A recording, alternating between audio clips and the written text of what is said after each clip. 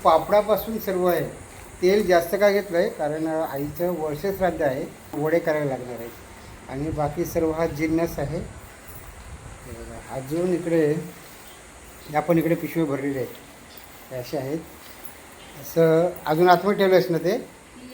हां, या पिशव्या अजून पण किचनमध्ये पण नेऊन ठेवलं आहे.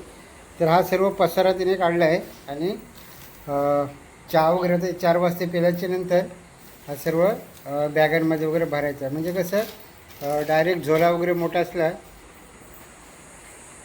मोठ्या झोल्यामध्ये सर्व सामान टाकले ना मग काय वजन तर नाहीच आहे. त्याच्यामुळे झोल्यामध्ये टाकल्याने बारीक बारीक गोष्टी आहेत त्या इकडे तिकडे साईडला अडगळून ठेवायच्या. मग होतं काय की सगळीकडे वजन सारखं राहतं.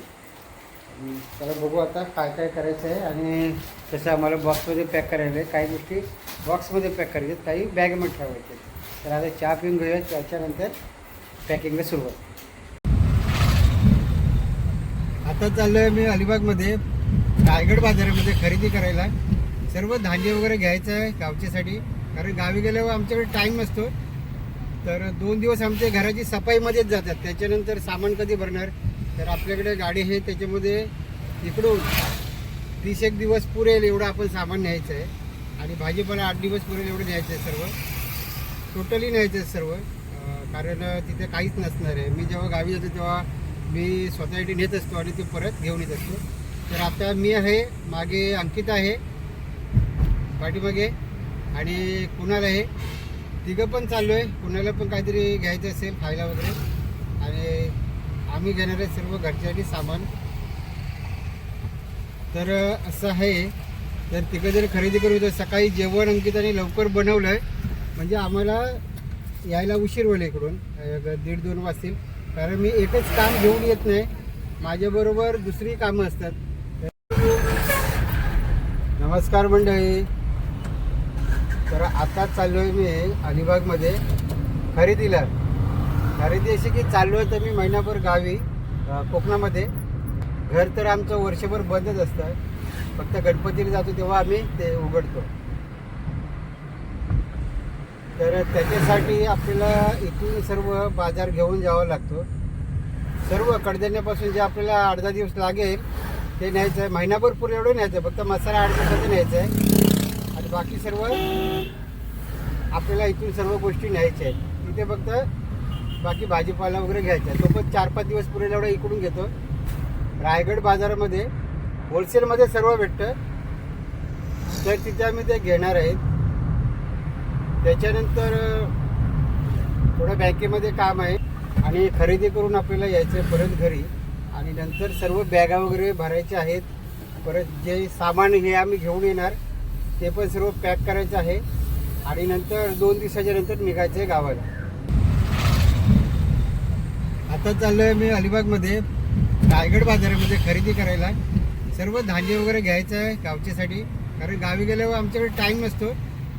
तर 2 दिवस आमच्या घराची सफाईमध्येच जातात. त्याच्यानंतर सामान कधी भरणार? तर आपल्याकडे गाडी आहे, त्याच्यामध्ये इकडून 30 दिवस पुरेल एवढं आपण सामान न्यायचं आहे आणि भाजीपाला 8 दिवस पुरेल एवढं न्यायचं आहे. सर्व टोटली न्यायचं आहे सर्व, कारण तिथे काहीच नसणार आहे. मी जेव्हा गावी जातो तेव्हा मी स्वतःसाठी नेत असतो आणि ते परत घेऊन येत असतो. तर आता मी आहे, मागे अंकिता आहे, पाठीमागे आणि कुणाल आहे. तिघं पण चाललो आहे. कुणाला पण काहीतरी घ्यायचं असेल खायला वगैरे, आणि आम्ही घेणार आहे सर्व घरच्यासाठी सामान. तर असं आहे. तर तिघं जर खरेदी करू तर सकाळी जेवण अंकिताने लवकर बनवलं आहे, म्हणजे आम्हाला यायला उशीर होईल इकडून 1:30-2 वाजतील. कारण मी एकच काम घेऊन येत नाही, माझ्याबरोबर दुसरी कामं असतात. मंडळी, अलिबागमध्ये सिटीमधला जो CNG पंप आहे त्याच्यावर पण खडखडाट आहे. त्याच्याकडे CNG नाही, तिथेही CNG नाही आहे. तिथून गेलो मी वाडगावला पण CNG बंद आहे. अलिबागच्या दोन्ही पंपावरती CNG नाही. त्याच्यामुळे आता काय करावं तो प्रश्न पडला आहे. पेट्रोल माझ्याकडे भरपूर आहे आणि गावी जायला मला 2 दिवस उरले आहेत. तर आता खरेदी करून झाल्यावर घरी जाणार आणि रात्री कॉन्टॅक्ट करणार की गाडी वगैरे आले की नाही CNGची, त्याच्यानंतर CNG भरायला येणार. तर रस्त्याला रत्नागिरीला जाईपर्यंत CNG हा कोणाला मिळणार नाही, बहुतेक पेट्रोलवरच जावं लागेल असं आता मला अंदाज यायला लागला आहे. तर पेट्रोल टँक पण मी फुल ठेवणार आहे, काय प्रॉब्लेम नाही, कुठे थांबायचं नाही. खूपच लाईन असेल तर थांबणार नाही, आणि थोडी कमी लाईन असेल तर थांबून CNG भरेन.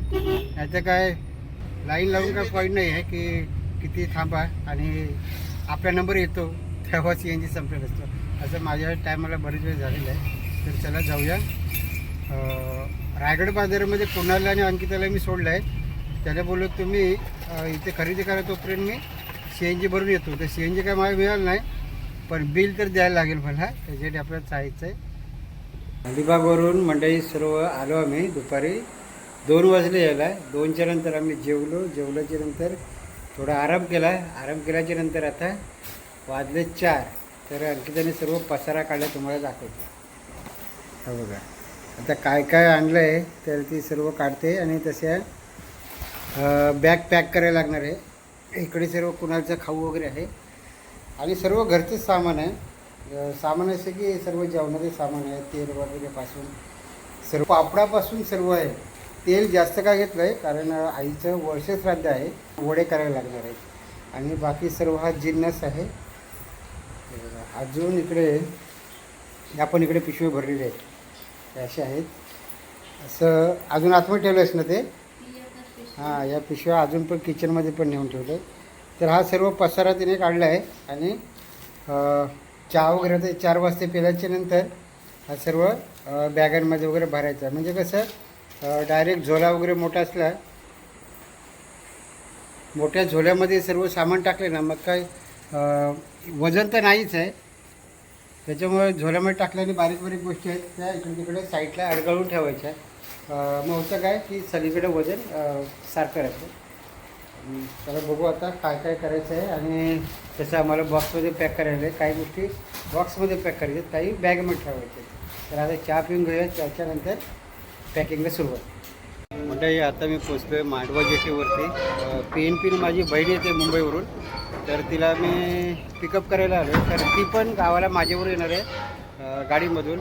तर 1 दिवस त्या आधी येते, म्हणजे आज रविवार आहे, तुझ्यासमोर 1 दिवस राहणार आणि पहाटे आम्ही निघून जाणार आहे. तर तिचं पण सामान घ्यायला आलो आहे बरोबर. आणि माझ्या फ्रेम पण आहेत 2-3, त्या पण मी घेणार आहेत, बघायला आलेले आहेत. तिला सामान उचलणार नाही, त्याच्यासाठी आम्ही आलो. गर्दी जायची आहे आता. अलिबागमध्ये आजचा माझा शेवटचा दिवस आहे. आज आम्ही सर्व तयारी करणार, जायची सामान वगैरे, गावाला जायची तयारी सर्व झालेली आहे. आणि बांधाबांध झालेली आहे सर्व. आत्ता फक्त काय करायचं आहे की सामान फक्त गाडीत टाकायचं आहे. पण गाडीत टाकायच्या आधी ना गाडी रात्री लोड करून ठेवणार आणि सकाळी 4 वाजता निघणार आहेत आम्ही. मी बघितलं होतं आमचा एक आंबा पिकायला लागला होता कलम. ते कलमाचे आंबे खाली पडलेले आहेत का बघून येतो. आणि तिथे बोकरं आहेत. तर बोकरं मिळाली, बोकरं जर मिळाली तर बोकरं पण मला काढायचे आहेत. तर बघूया पिकायला लागली काय, पिकायला लागली तर नाही खाणार. तर ही थोडी अडचणीची जागा आहे. मी खूप कमी येतो इकडे, पण आंबा मी त्या हाशेवरती आलेलो आहे. आंबे नुकतेच पिकायला लागलेले आहेत. तुम्हाला सांगतो, तुम्हाला आता बोलू मी पिकायला लागलेत बोकरं. आणि बोकरं तुम्हाला दाखवतो मी. पिकले आहेत. आम्ही याला बोकरं म्हणतो, तुम्ही काय म्हणता तुमच्या इकडे, तुम्ही काय म्हणता याला मला नक्की कमेंटमध्ये सांगा. हे बघा खाली आहेत, जमिनीबरोबर फांद्या आलेले आहे.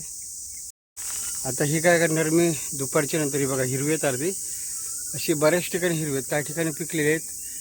तर वरती बघा धरलेली आहे तिथे भरपूर. थोडीशी काढणार आहे माझ्यासाठी आणि त्याचं घालणार आहे लोणचं मी. तर तुम्ही पण लोणचं घालताय कमेंटमध्ये नक्की सांगा. हे बघा ही तर पिकली, हा पूर्ण घड पिकला आहे. हे बघा आता जाऊया पुढे आपण कलंबाखाली आणि परत घरी जाऊ, कारण इथे नाही जास्त करून होंबील आहेत. बोकरं बघून झाली आहेत. आता मी चाललो पुढे आंब्याखाली. बघू एखाद दुसरा जर पडलेला दिसला तर ठीक आहे. सकाळीच कोकणामध्ये सकाळीच बरीच लोक आंब्याखाली जातात की आंबे पिकलेले आहेत त्याचे. बघून येतात टिप झाडाखाली पडलेले असतात तर ते कवलणे म्हणजे आंबे कवलून येतात, कवलणे किंवा टिपणे असं म्हणतात. चला बघूया. तर एकही आंबा मला मिळाला नाही आणि मी चाललो होतो घरी जाणार आणि थोड्या वेळाने परत येणार आहे बोकरं काढायला, बोकराचं लोणचं. येताना मी पिशवी आणली नव्हती बोकरं काढायला, तर आता घरी जाऊन पिशवी घेऊन येणार, नंतर काढू बोकरं. चला, आंबे तर मला सापडले नाहीत, पण चहा वगैरे घेऊन बोकरं काढायला येऊ द्या. मोठ्या कळंबाचा आंबा मला मिळाला नाही, पण हे बघा चाणकोय आहेत. 2-3 आंबे मला पडलेले आहेत. हे बघा आंबा पिकायला लागलेला आहे, तर खारुताईने खाऊन टाकले आपण. आणि वरती आंबे आहेत या साईडला, वरती बघा हा आंबा पिकायला लागलेला आहे. तर बघूया, जर टायमावरती आपण काढले तर ते आपल्याला खायला भेटतील, नाहीतर चाणी एक पण खायला देणार नाही.